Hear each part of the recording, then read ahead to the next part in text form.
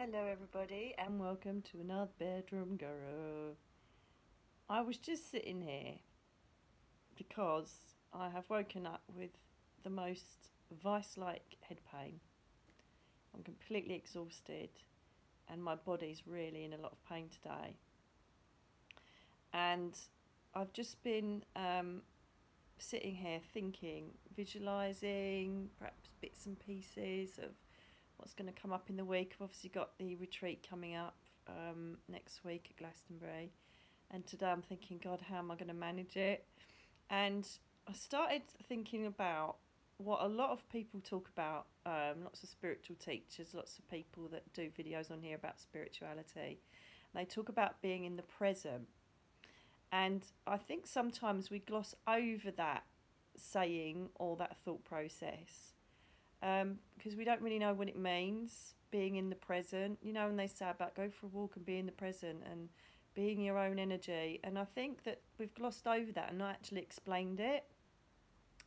And so while I was sitting here, I thought, do you know what? I just want to show you what it means to be present with yourself, analysing what's going on with your energy and going on in your mind, and how you can create a better environment for your mind and your thought processes. And it got me thinking that laying here, I could have had two choices. And as I've said before, and I always say it, that I remember Juliana's once saying to me, you can either choose to struggle in the desert or thrive in the oasis. And I could have easily have sat here looking out. It's a lovely warm sunny day. There's so many things I physically could have done today, and there's lots of things perhaps mentally I could have done. I could have even started polishing up on my second book that I'm looking at the moment doing, but I just physically can't do it. You know, you get to stages with this condition where your mind just says no, you got to shut down.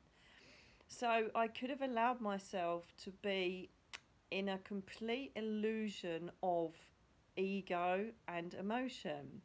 I could have allowed myself to feel sorry for myself. I could have allowed myself to feel self-pity for the fact that I haven't got a normal body like most people. And I don't mean 6 arms and 5 legs.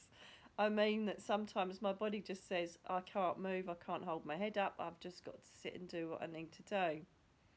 You can sit in the energy of, I've got nothing to look forward to, I'm always going to be like this. I can hear my voice being weak at the moment, thinking, can't even talk on here.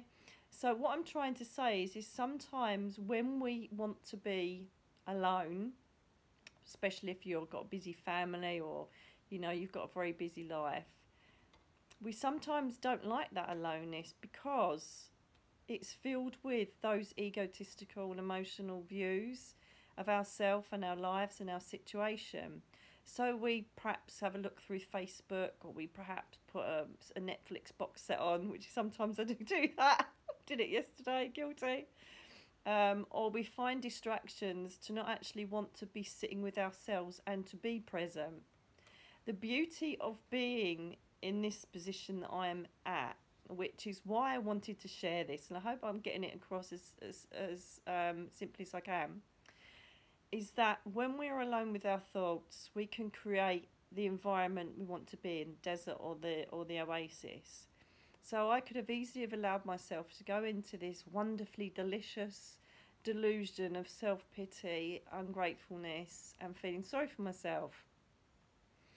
But then there was this massive epiphany as I was sitting here, and I realised that in my alone time, in my day where I've got nothing but my own thought process and own energy to being, I thought, wow, you've really cracked this and you should be really proud of yourself. Because I haven't sat here thinking, I haven't got a life, I'm on my own, I'm lonely, I can't move, I'm in pain, there's loads to do but I can't do it. I didn't think that.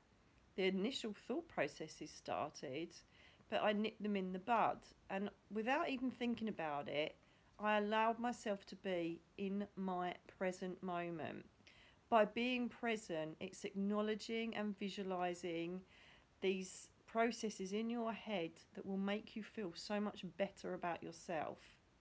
So the first thing that I did automatically, without even thinking about it, and this is what I wanted to share with you, was that I was looking around my room and feeling how proud I was that I'd achieved getting a new home after all of my struggle, as you would know. I felt really happy with the things that I've put in here. So for instance, over there I've got this wonderful, I don't know if I can show you it, over there I've got this one beautiful little unicorn. And so when I looked at my unicorn, I started to create a visualization of being in this magical world full of fairies and waterfalls and crystals, and I imagined myself walking through a path of wonderment and magic.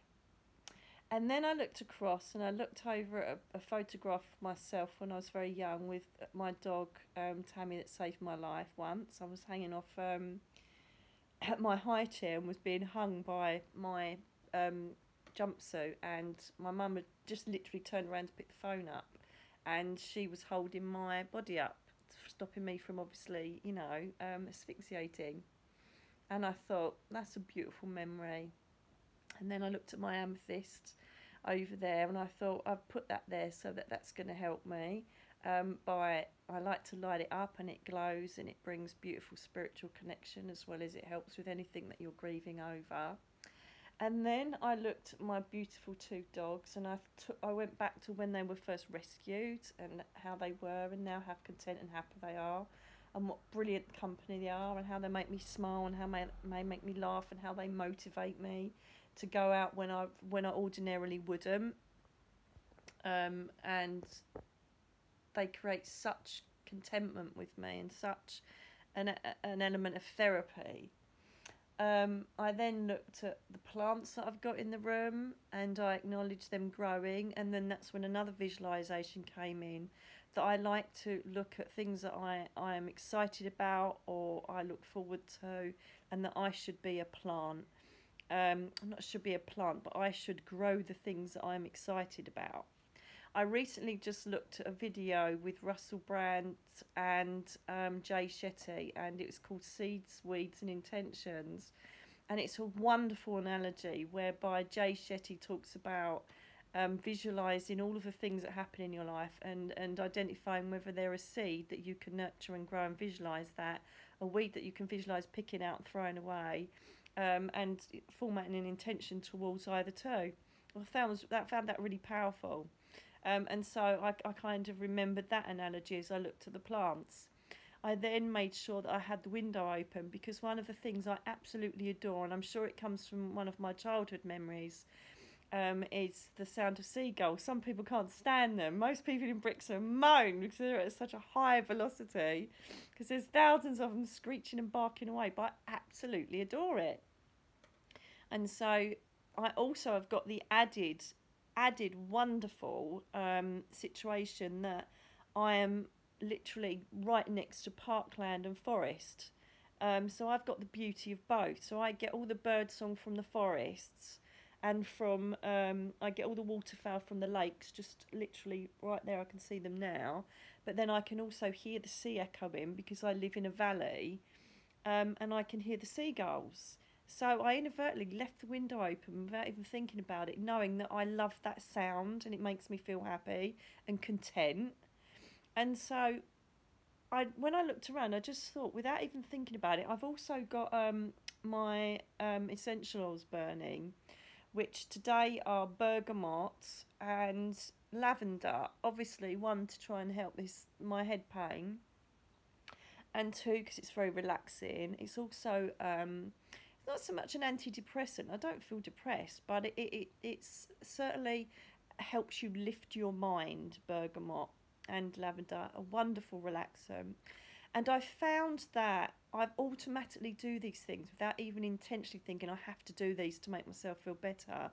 They've already been done. I've automatically got to a stage of keeping myself in a happy, contented, loving environment for myself. Does that make sense? So I've created smells, visions, thoughts, memories, stimuluses, to allow myself to be present in this space right now, but be completely content. despite me feeling very poorly today, and obviously I don't suppose I look too great. I just wanted to share this because so many people listen to being present, and I don't think people really understand what it's all about. So give it a go. Give it a go. If you've got 5 minutes, rather than sit there and scroll through Facebook or Twitter or chuck some film on, just have a thought process about where you are in this given time. Is there anything you need to change, or anything that you're worried about that you need to get rid of, as in the weed analogy? Is there anything that can enhance you feeling better about yourself in the room that you spend a lot of time in? I'm just looking across there now, and I've got these most beautiful carnations, and they're so vibrant, and these deep pink colour. And against the grey, they look wonderful. So I'm thinking, I might change the colour of stuff, and some deep pink in the room. Just little things that fill your mind with positivity and create those seeds that I was talking about, rather than allowing worry, fear, and the negative aspects of what possibly could be infringing your life at this time. Stop them from coming in and invading all the beauty that you can experience and can create when you're in your own space. So what I would say is, try and at least do it for 5 minutes. We all say we're very busy in life, but I think it's a very productive 5 minutes if you just give a go of being present. Anyway, I thought I'd share that with you while I was laying here, because I thought it might help some of you. I'll give you some inspiration on how to spend those times when you've got 5 minutes. So make yourself a cuppa and just have a look around and see what feeds you, and see if there's any weeds in the room you're in. And if there is, get rid of them. So I'll leave that with you. I hope most of you are having a lovely bank holiday Monday. I think I'm going to have a little sleep now after my sharing of wisdom. And I look forward to seeing you again soon. Thank you again to all the new subscribers, and welcome. Anything that you want to know about, I want to ask questions on, simply send us a message, leave a comment below, and I would love to help you and answer them. Also, lots of people say, oh, I keep missing your videos. That's what the bell's for, the notification bell. So when you subscribe, if you hit the notification bell, you'll get a little ding to tell you that I've done a new video, and I really hope you're enjoying them as much as I enjoy giving them to you. So take care of yourselves, love yourselves as well as one another. Most of all, do some exercises each day of being present. Take care. Speak to you soon. Bye.